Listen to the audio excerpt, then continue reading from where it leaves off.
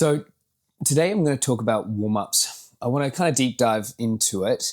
Warm-ups is one of the best ways to establish if a coach is putting a lot of effort into their programming, and it kind of gives me an indicator usually of where their skill set is.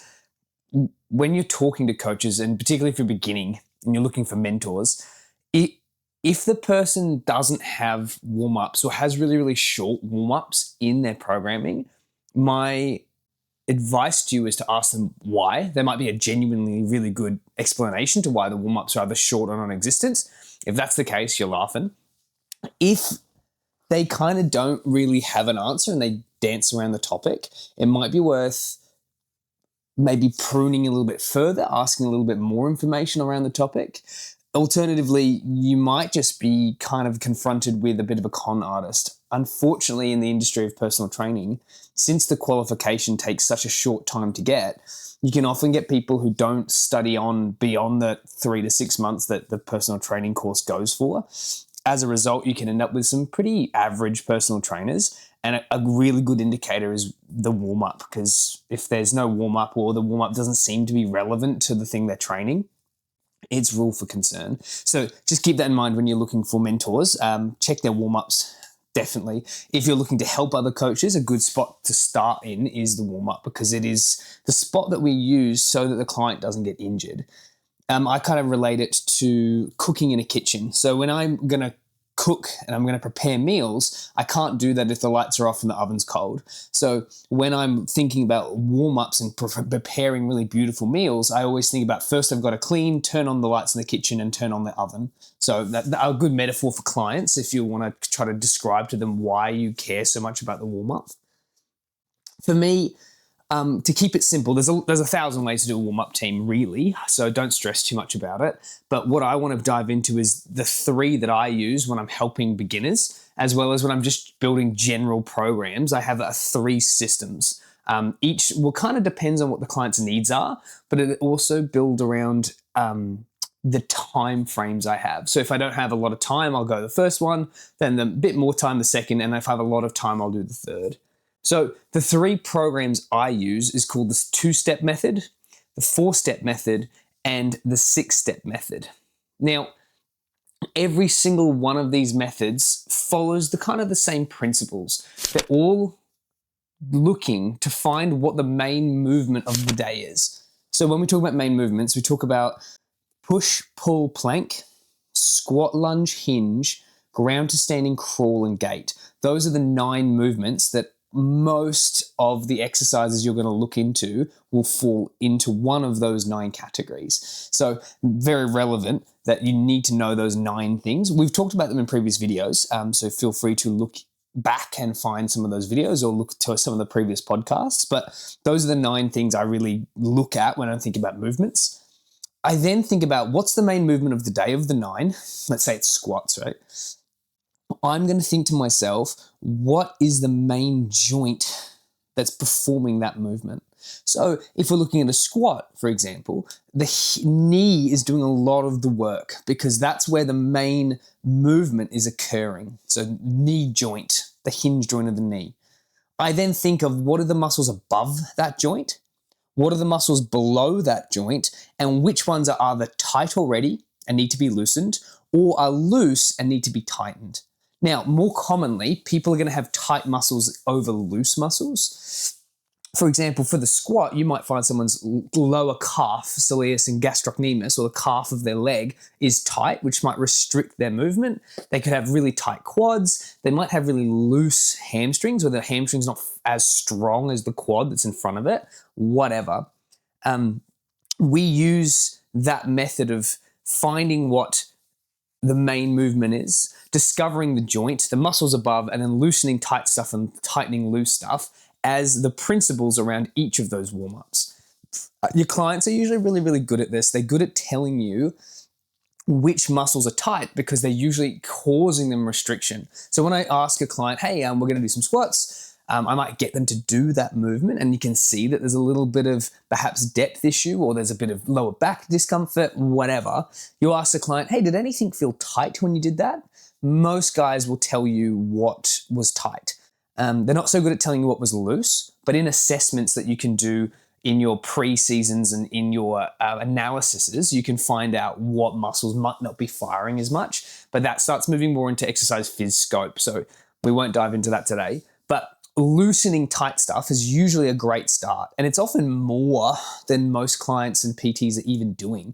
So what I mean by loosening is like foam rolling, voodoo flossing, massage gun, stretching, finding the tight thing and relieving it of its pressure. But that's the last step in our systems. But let's look at the 3 different types of warm-ups I like to play with, and we'll deep dive a little bit into each of them. I'll give you some examples, stuff you can apply right now, today, into your own coaching, into your own programming. First, we're going to look at the 2-step. So 2-steps usually when you don't really have a whole lot of time. Your client might have rocked up late. You might be running a group class and a couple of people have come in past the point of where it started, and you've still got to warm them up, but they can't just jump in because they might be halfway through a warm up that's already occurring. You might have a really big program set for the day. You might be doing a loaded function around squats, and it's going to take a large portion of your hour that you've allocated. So you might use a quick little warm up at the start. Alternatively, you might be doing some lower intensity drill training. Maybe you're trying to teach your clients new skills today. So a lot of the movements are slower and softer and will function to help warm the client up anyway. So we can use the 2-step program the 2-step warm up in those instances. What we want to do is we want to loosen the muscle that we're going to use the most of. So with a foam roller, with a voodoo floss band, with a muscle gun, whatever it be, we're going to identify the main movement of the day. Again, we'll keep on this squat example. We're going to identify the main movement, which is the squat. The joint is the knee. The main muscle is the quads, the hamstrings, the calves. We might foam roll the quad for a little bit. Foam roll the hamstring for a little bit. Foam roll the calf for a little bit. No more than about 40 seconds on each muscle before you switch sides. Then I'm going to choose a piece of cardio equipment that is the most relevant to the main movement of the day. So in this case, legs is the main movement. So I might put them on a cardio bike for 3 minutes, maybe 3 to 5 minutes, depending on the times that I have, just to warm up the body. This is as simple as we can get it. If the client is really, really, really late and we just have to warm them up as quickly as we can, we won't even bother with loosening the tight stuff and tightening the loose stuff. We're just going to throw them on the bike because that's the most relevant movement of the day to them. And we're going to move them through that for about 3 minutes. Just anything. I'll take anything when the client in that specific situation. I can't just have them cold walk onto the floor, tear a muscle or a ligament, and then I'm liable. So really not what I'm trying to do, which is really important. So for the 2-step warm-up, we'll quickly recap it.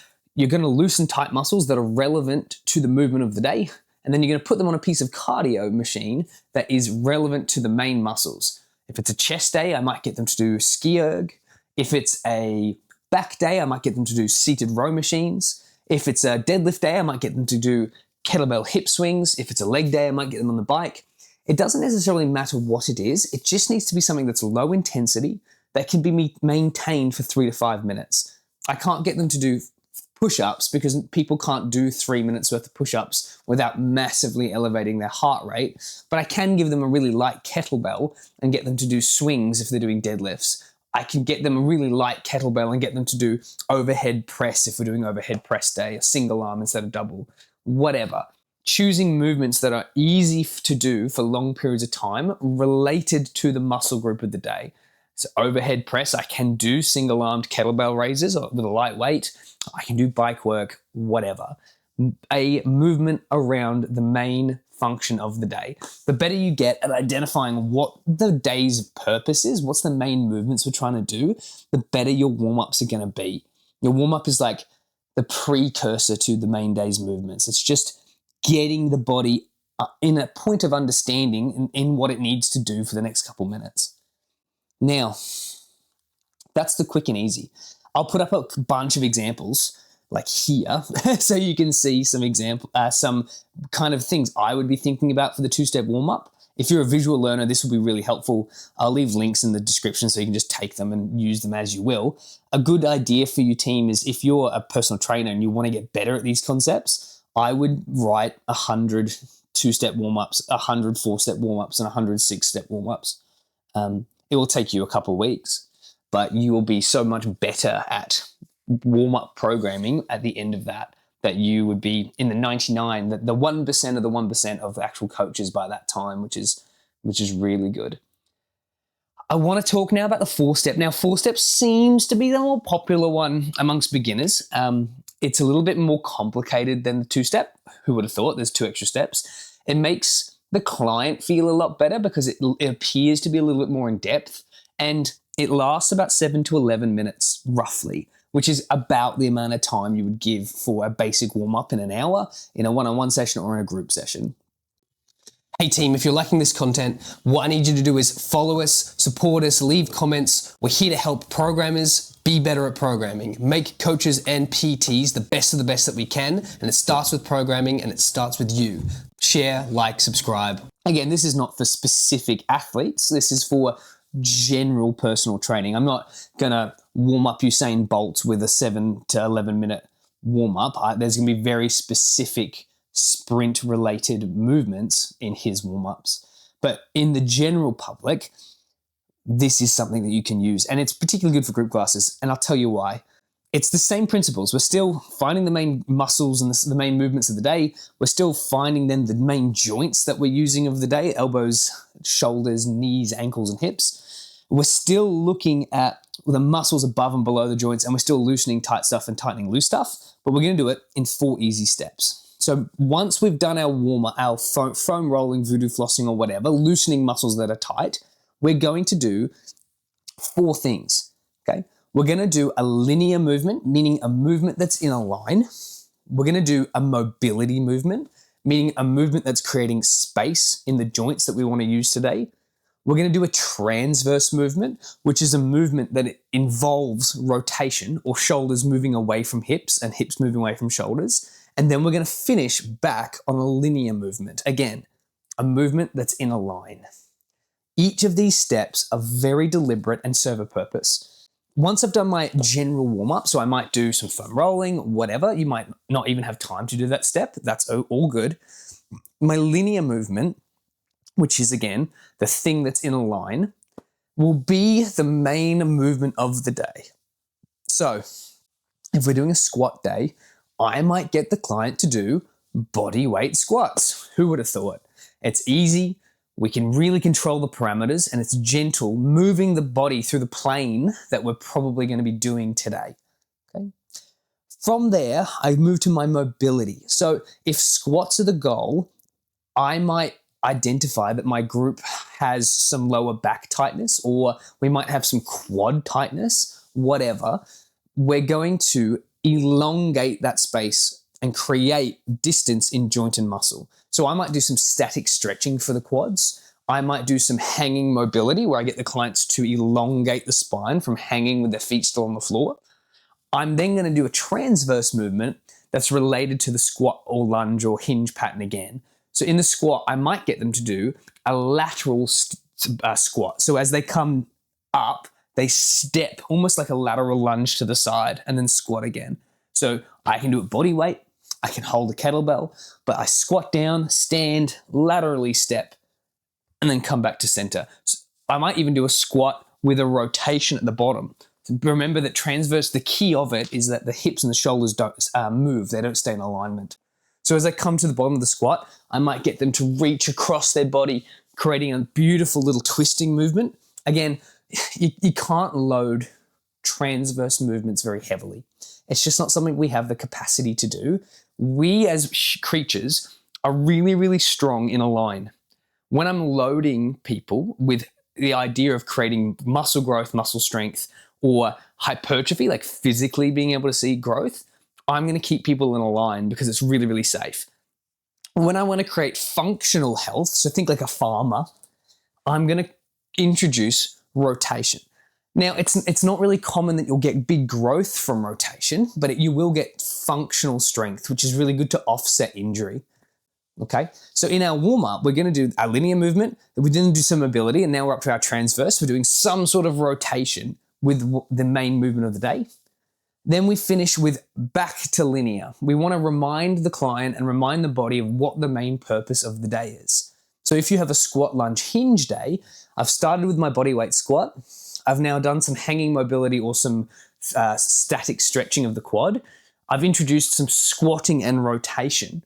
If we have lunges set in our program for the day, I might finish with holding a kettlebell and doing some forward lunges. It's not so much that they're getting a workout, but it is enough to warm their bodies up. That's the goal of these things. We're trying to create heat and friction and movement in the body to elevate body temperature, elevate heart rate, so that way they're safer when they start moving through different patterns of the training. So why people like this form of warm-up, the 4-step, is because I can either run a group or a personal training session through them individually. I can get them to do 1 linear, 1 mobility, 1 transverse, and 1 linear again. Or I can put it in a circuit format where I have 4 movements, 1 linear, 1 mobility, 1 transverse, and 1 linear again. And I can just get them to rotate through each of those movements for a set amount of time. So I can get them to do 10 reps a pop of whatever the movements you choose for 10 minutes. I can get them to do a minute on, 30 seconds off on each spot. I can get them to do whatever. It doesn't really matter, but it's easier to set up that circuit-based format and just have it on a whiteboard in front of a class than it is to walk everyone through stuff individually and try to watch the different specific things that you're looking out for. Hence why it's popular. It's easier to do and it's very applicable to a group setting. It's also pretty damn good at keeping that client warm and getting them to this point where you can then start training them at a higher intensity. With most of your workouts, you'll find that it gradually gets harder till you hit a peak and then you level out back down during the cool down. So our warm-up's that starting point where we're just starting to elevate the heart rate. We're going to start bringing them through this lower intensity, this lit and LIS, low intensity, steady state, low intensity interval training. We won't go into that too much. That's previous videos, but keeping that low intensity and building up. So that's your 4-step. 4-step, again, takes about 7 to 10 minutes, 7 to 11 minutes, depending on how long the circuit is. Really, really good, and it's by far the most popular one. However, my personal favorite is going to be the 6-step. Now, I'm just going to throw up a bunch of different examples of the 4-step now so you can see them. Really important. Visual is fantastic. I love to waffle on. I love to kind of chat about these stuff, which is a little bit informal, but we can kind of get to some different points, particularly in this long format of videoing. So we can really get into the chat. If you just want the information right here, right now, just skip to the videos, team. It's fine. Just skip to those big images of here's what I'm doing for my different forms of warm up. Totally fine. Everyone, each to their own. But yeah, 4-step is very, very popular. And most of the people who I help prefer it just at the start, and because 6-step's a little bit more complicated and starts looking more at higher end coaching. And it's a bit more relevant to personal training over group training, just because in personal training, I'm very, very focused on the specific things the client's trying to do. I'm watching movements. I'm being very analytical towards them specifically. In a big group setting, it's hard to really deep dive on little adjustments you need to make, although it is possible and I do it, each to their own again. So with our 6-step program, my big 6, my first step, again, we're following the same principles. We're finding the main movements of the day, our hinge, lunge, squat, push, pull, plank, ground to standing, crawl, and gait. We are then finding what main joint is being used. You've got your ankles, your hips, your knees, your spine, your shoulders, or your elbows. Everything outside of that bubble we don't really touch. But those are all usually within scope of practice for personal training, even only after that 3-month course that they're really pushing at the minute. After that, you then find the muscles above and below whatever the joint that you care, that there's the main joint of the day or the main joints of the day. Then you loosen the tight shit and tighten the loose shit. Same principles over every single one of these warm-up formats. In this case, our 6-step warm-up, we start by loosening tight shit. So if the day is a leg day, kind of like we've discussed, I'm going to foam roll the quads. I might foam roll the hamstrings. I might foam roll the calves. I might voodoo floss the calves. I might voodoo floss the quads. I might muscle gun the quads. It doesn't matter. I might statically stretch, standing tall and creating length in my quad.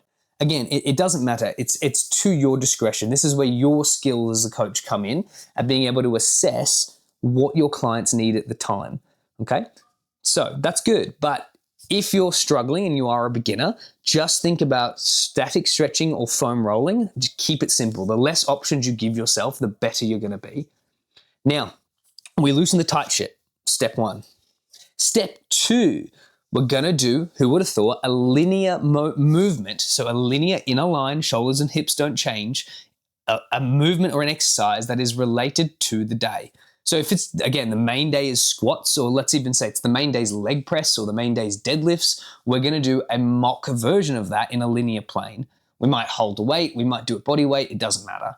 But let's say it's lunging today. So we're going to do some body weight lunges forward. Just walking lunges. You can do backwards lunges. If it's an older client, you can get them to hold a TRX to support themselves as they do lunges. Doesn't matter. From there, we're going to then do a mobility drill. We're going to create space in a joint or space in muscle by creating length. So I might do, again, some standing stretching. I might do some slow holds of a squat. So I might get my client to grab a cage, squat as low as they can and hold the position. So that way that gives their muscles time to relax. I might get them to do some backward stepping drills. It doesn't matter. I might get them to do the hanging mobility drills again. Doesn't matter. Mobility is the third step. We then repeat that process and do mobility again. So the step 3 and step 4 are both mobility. Now you can do mobility twice on the same joint. So you might do double knee joint mobility. You might decide that the today has a lot of compression, so there's a lot of heavy work on their back, like back squats. So I might do some mobility work on the knees because we're doing lunges or squats, and I might do some compression mobility work on their spine. So I might try to create some length. So I could do some basic stretching, some downward dog to cobra, some threading the needle, some hanging mobility drills, whatever. When in doubt, when you're getting confused of which place of mobility you should be looking at, just look at the joints that are mainly going to be affected for the day. I'm probably not going to do elbow mobility and muscle mobility in the arm and forearm if I'm doing a leg day. Although you could, I just don't see, it'd be hard to justify if another coach asked you. So step 3 and step 4 are double mobility. We really want to harp on this mobility train during this time. Step 5 is we're going to do a transverse movement. So related to the main movement of the day, we're going to do some form of rotation. And then we end it back on linear. We want to bring everything back in. So we've done all our mobility and we've done our transverse. We're nice and loose. We're nice and twisted and rotated. We're feeling very farmer strong. We must then bring it back into the main purpose of the day, the main kind of linear movements. We're using this time to warm the body up, and we want to never lose focus on what the purpose of what we're doing is. It's very easy as you get better as a coach to show off the skill set that you have. You might really want the client to know that you've just done a rehab certificate or you've done some really interesting physiotherapy work over wherever. You might have done a weekend course. Never lose sight of what you're actually trying to do. That's why most of these warm-ups will end on linear to bring the body, the client, and your attention back to what the main purpose of the workout is. Let's recap that a little bit and we'll deep dive a bit more in the 6th step. We want to loosen the tight ship. We want to do a linear movement that's related to the main movement of the day.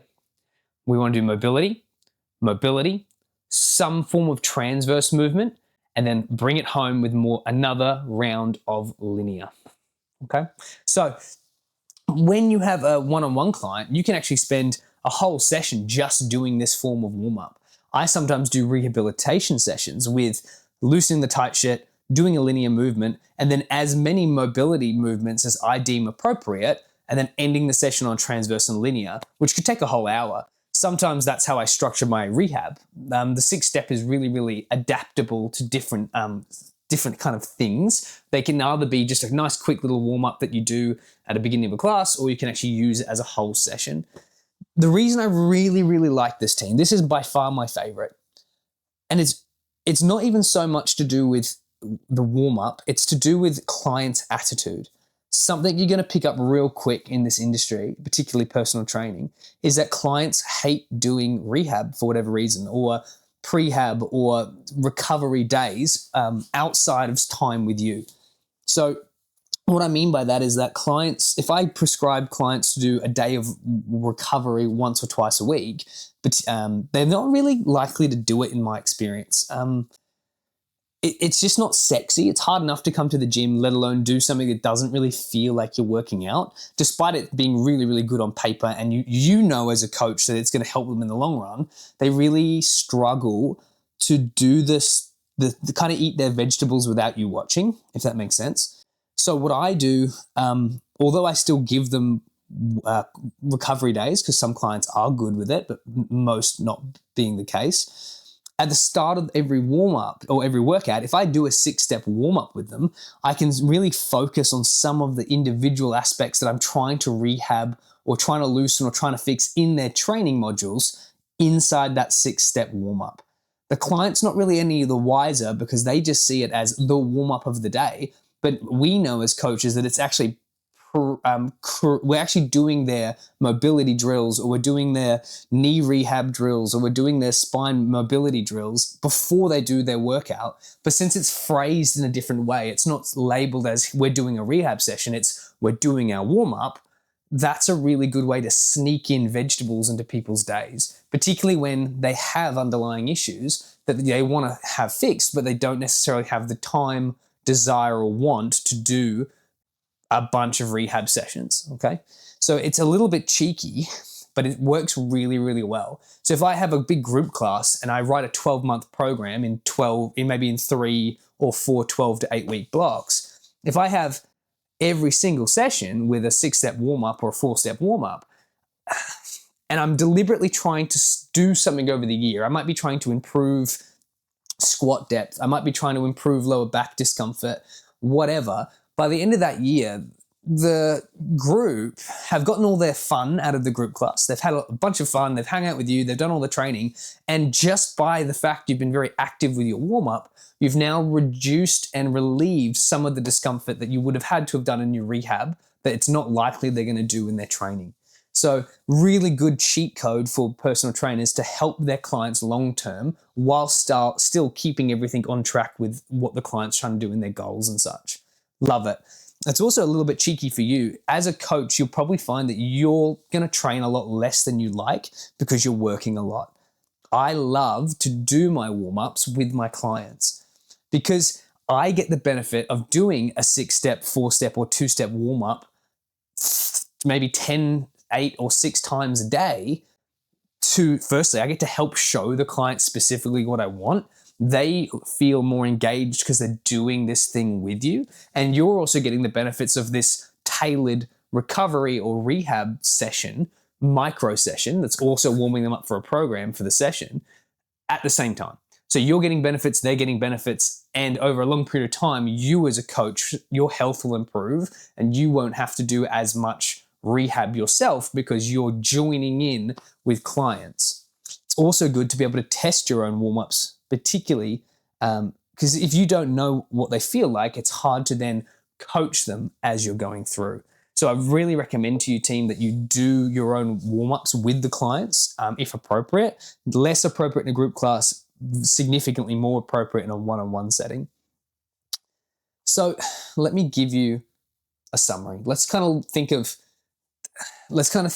what we're trying to get at with this warm-up. I really want to talk about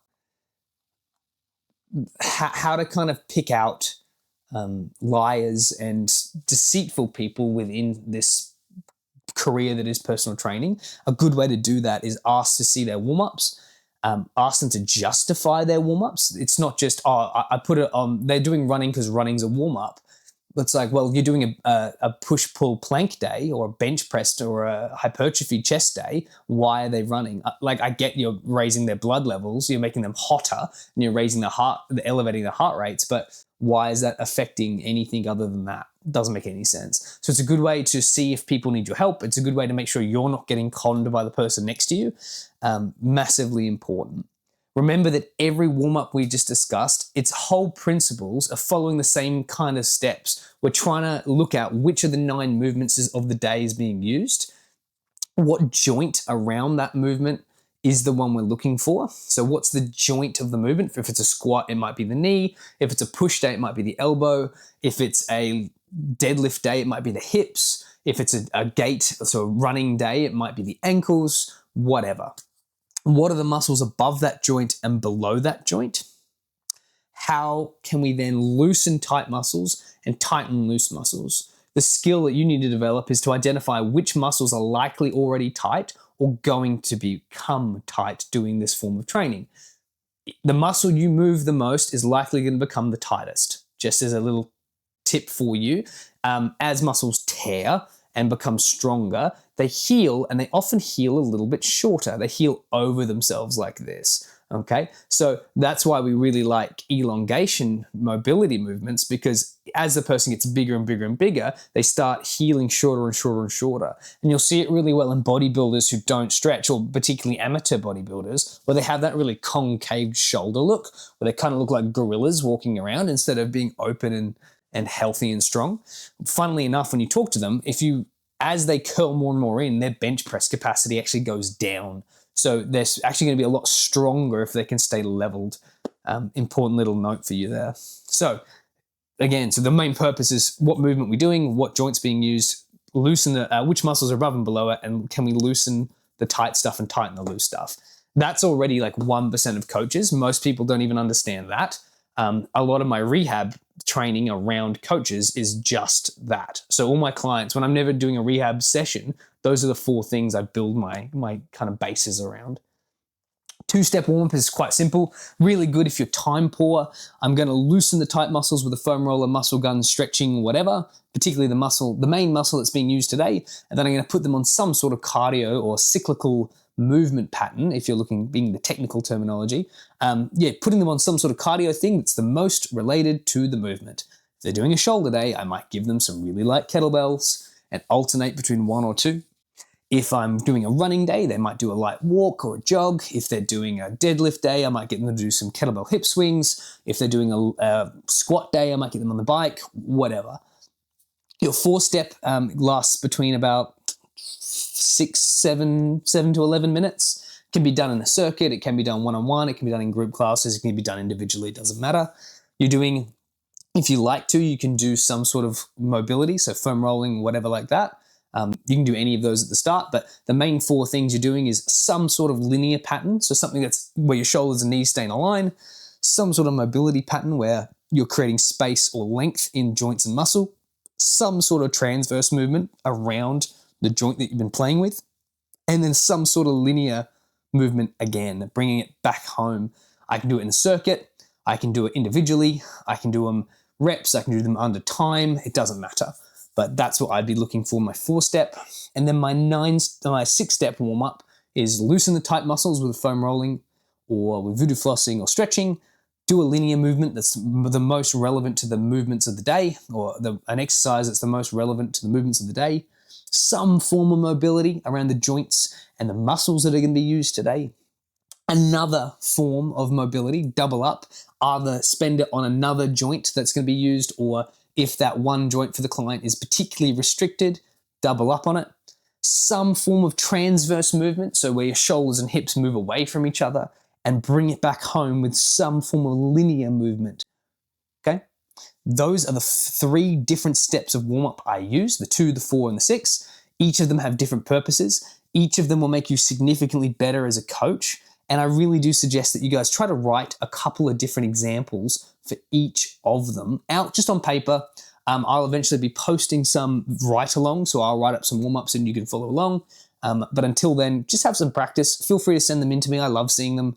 I'll give anyone and everyone tips if I have the time to do so. Really, really important. I'm going to leave up now some images of each of the different forms of tests you can do of the warm-ups, so that way you have a visual. I'll leave some of the 6-step ones up for longer because that gives you a bit more time. We didn't really give you some visual examples previously, so I'll show you that now. Again, links for all this stuff is underneath. Please read in, please have fun, and there's no better way to do this than do reps. So just do hundreds of programs, team. Try your best at the beginning of your journey not to write one master template and just move it on to every single client, or just get the program off your boss and just give that to everyone. Although that's really helpful at the start whilst you're still learning to do stuff, I do encourage on behind the scenes, you start writing your own things. For the more intermittent coach, I would imagine you're already writing all your own programs. You might still be writing everything out individually. It's totally fine. Not time effective, but it's good to develop the skills so you can start seeing and fixing problems. And for those pro trainers who write the large blueprints for the year and just adjust it for each different client, might be worth looking back over your previous warm-up templates to see if you can improve them. There is no cost in helping your clients be better and more mobile. It just makes your client's service better. It makes your client last a lot longer, and it does increase the potential for your client to stay with you because you remove the niggles along the journey, and that will help you retain long-term clients when you can retain clients for longer. Just as an insight for more mature age PTs. Sweet team, I'll see you next time. That's warm-ups done and dusted. See ya.